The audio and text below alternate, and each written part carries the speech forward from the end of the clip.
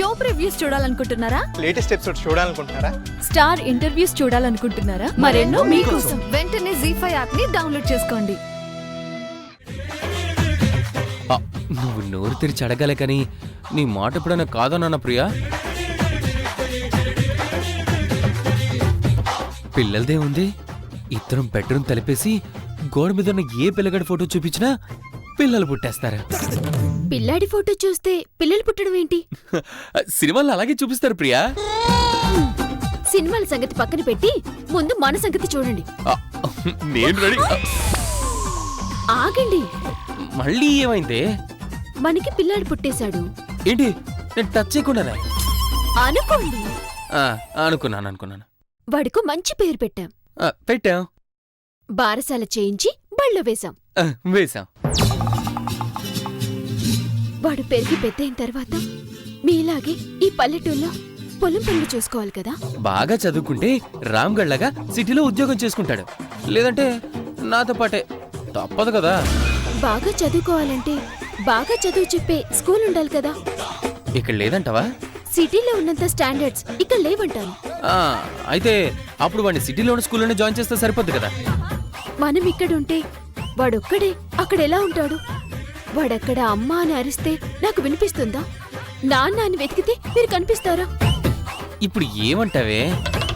మనకి పుట్టబోయే అబ్బాయి బంగారు భవిష్యత్తు కోసం మనం కూడా రామ్ వాళ్ళలాగా సిటీకి వెళ్ళిపోదామండి.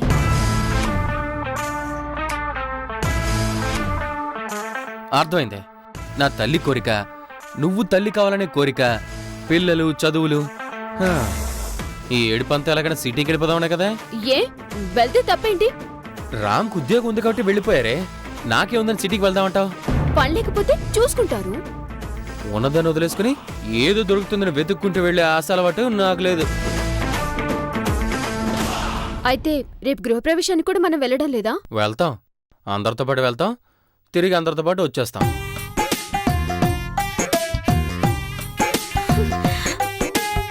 వీడికి ఎలా చెప్పినా తిరిగి మట్టి దగ్గరికి వచ్చి ఆగుతున్నాడు.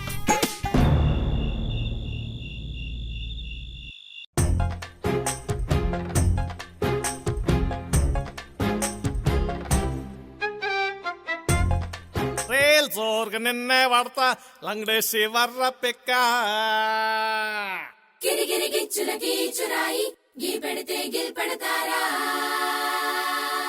మస్కర్ లమ్మాలు పడతా.